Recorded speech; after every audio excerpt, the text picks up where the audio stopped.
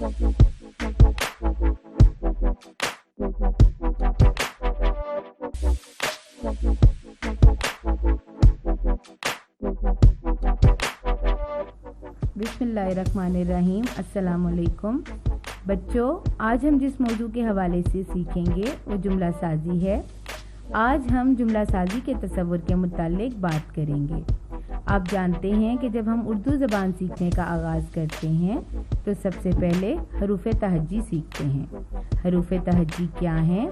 यानी अलिफ से लेकर ये तक जितने हरूफ हम सीखते हैं इन्हें हरूफ तहज्जी कहा जाता है। हरूफ तहज्जी वो हरूफ हैं जो उर्दू ज़बान की बुनियाद हैं। इन्हें जब इकट्ठा किया जाता है तो ये अल्फाज बन जाते हैं। जैसे हम शीन, अलिफ, मीम को इकट्ठा करेंगे तो शाम बन जाएगा। बे, अलिफ, ते को इकट्ठा करेंगे तो बाद बन जाएगा। यानी अगर हम ज़्यादा हरूफ को इकट्ठा करेंगे तो बड़े अल्फाज बन जाएंगे और अगर हम कम हरूफ को इकट्ठा करेंगे तो छोटे अल्फाज बनेंगे। जैसे मीम, हे, नून, ते को इकट्ठा किया तो मेहनत बन गया। हे, वाव, शीन, बे, वाव को इकट्ठा किया तो लफ्ज़ खुशबू बन गया। इसी तरह उर्दू ज़बान में बहुत से अल्फाज का इस्तेमाल हम करते हैं, जैसे मेरे, तेरे, तुम्हारे, हमें, हम वगैरह।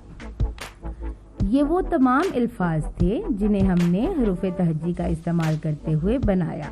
बच्चों, अब जैसे कि हरूफ तहज्जी का मजमुआ या हरूफ तहज्जी का इकट्ठा करना अल्फाज बना देता है, बिल्कुल इसी तरह अल्फाज का मजमुआ यानी कि अल्फाज को इकट्ठा करना जुमला बना देता है। यानी कि अल्फाज को इकट्ठा करने से हम जुमला बना सकते हैं। जुमला बनाने के लिए सबसे पहले जुमले की तारीफ से आगाही ज़रूरी है, यानी कि जुमला क्या होता है।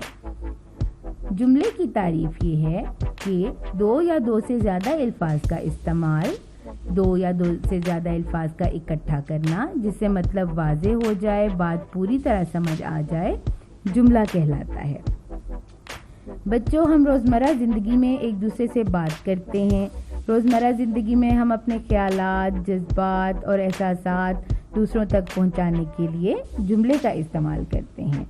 हम उर्दू ज़बान का इस्तेमाल करते हुए जुमले की सूरत में अपनी बात दूसरों तक पहुंचाते हैं। बातचीत के दौरान अगर जुमला वाज़े हो तो सुनने वाले को बात आराम से समझ आ जाती है, और अगर हम कोई हदायत वाज़े जुमले के अंदाज में दें तो सुनने वाला हदायत पर बखूबी अमल कर सकता है, यानी कि बेहतर तौर पर अमल कर सकता है। जैसे कि बच्चों, आपकी उस्तानी आपको जमात में हदायत देती हैं। अगर इनका कहा हुआ जुमला आपकी समझ में नहीं आएगा तो आप इनकी हदायत पर अमल नहीं कर सकेंगे। अगर जुमला वाज़े होगा तो आप अपनी उस्तानी की हदायत पर आराम से अमल कर लेंगे। बच्चों, हम जुमले की तारीफ पढ़ चुके हैं। हमें ये समझ आ गई कि जुमला किसे कहते हैं। हमें अल्फाज और हरूफ के बारे में भी पता चल गया। जैसा कि आप गुज़िश्ता जमात में छोटे जुमले बनाते रहे हैं, मगर क्योंकि अब हमने जुमला साजी को नहायत एहसन अंदाज में सीखना है, इसलिए हम जुमला साजी के लिए कुछ अहम नकात को, कुछ अहम बातों को ज़हन में रखेंगे। सबसे पहला नुक्ता ये है कि जब हम जुमला बना रहे हों तो हम जिस लफ्ज़ का जुमला हम बना रहे हों तो उसका मानी हमें पता हो। यानी कि अगर हमने एक लफ्ज़ चुना तो ये ज़रूरी है कि हम जुमला बनाने से पहले उसका मानी जान लें, हर ज़ाविये से उसके मानी को समझ लें, और हम ये जान लें कि इस लफ्ज़ को मुख्तलिफ अंदाज में जुमले की सूरत में कैसे बयान किया जा सकता है। दूसरा नुक्ता ये है कि हम जुमला बनाते हुए बामानी लफ्ज़ का चुनाव करें, यानी कि हम ऐसा लफ्ज़ चुनें जिसका कोई वाज़े मतलब हो। बामानी लफ्ज़ का चुनाव करते हुए एक और बात जो आपने ज़हन में रखनी है वो ये है कि ना सिर्फ वो लफ्ज़ जिसका हम जुमला बनाने लगे हैं वो बामानी हो, बल्कि जो अल्फाज आप जुमला बनाने के दौरान इस्तेमाल कर रहे हैं वो भी बामानी हो کیونکہ اب ہم جماعت چہارم میں پہنچ چکے ہیں اور ہم نے جماعت چہارم کے درجے کے حساب سے معیاری جملہ ترتیب دینا ہے، تو ہم جو بھی الفاظ استعمال کریں گے ان کا حد درجہ معیار ذہن میں رکھیں گے۔ تیسرا نقطہ یہ ہے کہ بامعنی جملہ بنانا۔ بامعنی جملہ بنانا سے مراد ہم جو جملہ بنا رہے ہیں اس جملے میں جو بات کہی جا رہی ہے وہ پوری طرح پڑھنے والے کو سمجھ آ جائے، اور جملہ جب لکھا جا رہا ہو یا کوئی اس کو پڑھ رہا ہو تو جملہ پڑھتے ہوئے اس کے معنی اور مفہوم سمجھ آ جائیں، یعنی کہ جملے میں جو بات کہی جا رہی ہے وہ پڑھنے والے کو سمجھ آ جائے۔ نقطہ نمبر 4، درست ترتیب۔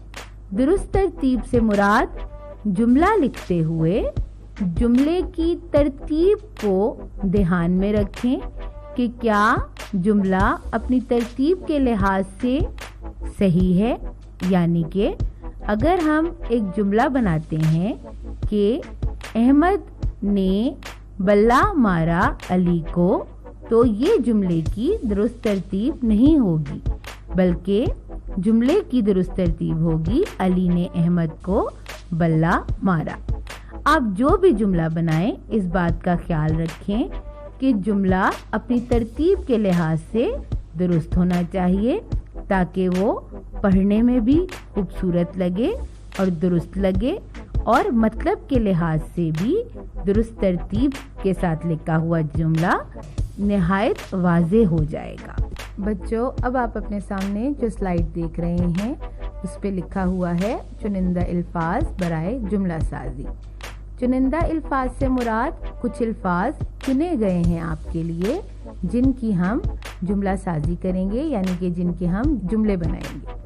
لیکن سب سے پہلے، جیسا کہ ہم نے پہلے بھی آپ کو بتایا کہ جملے بنانے کے لیے سب سے پہلا نقطہ کے معنی سے آگاہ ہونا چاہیے، تو ہمارے پاس الفاظ ہیں اور ان کے معنی و مفہوم ہیں۔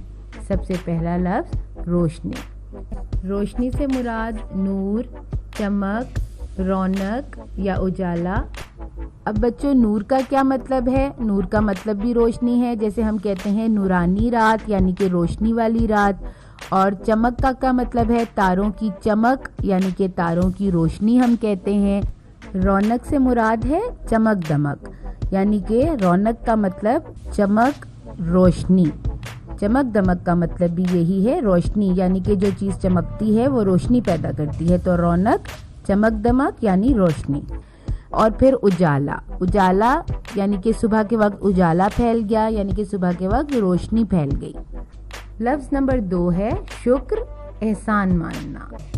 شکر کا مطلب ہے احسان ماننا، یعنی کہ ہم اللہ کی نعمتوں کا شکر ادا کرتے ہیں، یعنی کہ ہم اللہ کا احسان مانتے ہیں کہ اس نے ہمیں نعمتیں عطا کی۔ تیسرا لفظ مہربانی۔ مہربانی سے مراد شفقت، نوازش، ہمدردی یا کرم۔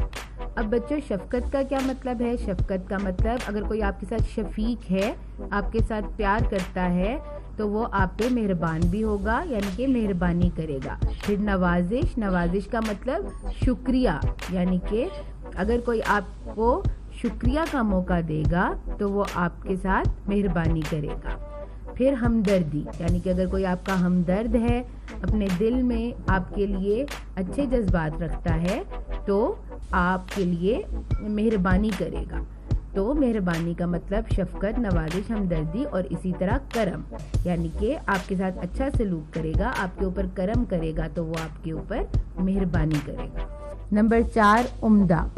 عمدہ کا مطلب اچھا، نفیس، قابل تعریف۔ قابل تعریف یعنی وہ چیز جو تعریف کے قابل ہو، اور خوب، یعنی کہ عمدہ پھول ہو سکتا ہے، عمدہ نقش ہو سکتا ہے، عمدہ عمارت ہو سکتی ہے۔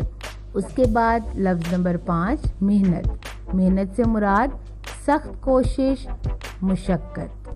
مشقت سے مراد سخت محنت، یعنی کہ کسی کام کو بہت اچھے طریقے سے کرنا، سخت کوشش کے ساتھ کرنا۔ یہ تھے وہ تمام الفاظ جن کے ہم نے جملے بنانے ہیں. ان کے معنی آپ سب پہ واضح ہو گئے. بچوں، ہم نے یہ پڑھا کہ حروف کیا ہوتے ہیں، پھر ہم نے یہ پڑھا کہ حروف کے بعد الفاظ بنائے جاتے ہیں. ہم نے پڑھا اور سیکھا کہ الفاظ کے بعد جملے بنائے جاتے ہیں. جملے بنانے کے حساب سے جملے کی تعریف سیکھی. جملے کی تعریف کے بعد آپ نے اہم نکات پڑھے جن کے ذریعے آپ جملہ بنانے میں آسانی پیدا کر سکتے ہیں، آسانی سے جملہ بنا سکتے ہیں، اچھا جملہ بنا سکتے ہیں. اب بچوں، یہ ضروری ہے کہ آپ ان سب ہدایات کو ذہن نشین کریں، نکات کو ذہن نشین کر لیں، جملے کی تعریف کو ذہن نشین کر لیں، اور جو چنندہ الفاظ دیے گئے ہیں ان کے معنی اور مفہوم کو بھی ذہن نشین کریں، ان کو یاد کر لیں، تاکہ جب ہم جملے بنائیں تو آپ کو جملہ بنانے میں کسی قسم کی مشکل پیش نہ آئے. بچوں، امید ہے کہ آپ ان سب ہدایات کو ذہن نشین کریں گے تاکہ آسانی سے جملے بنا سکیں. آپ اپنا خیال رکھیے گا. اللہ حافظ.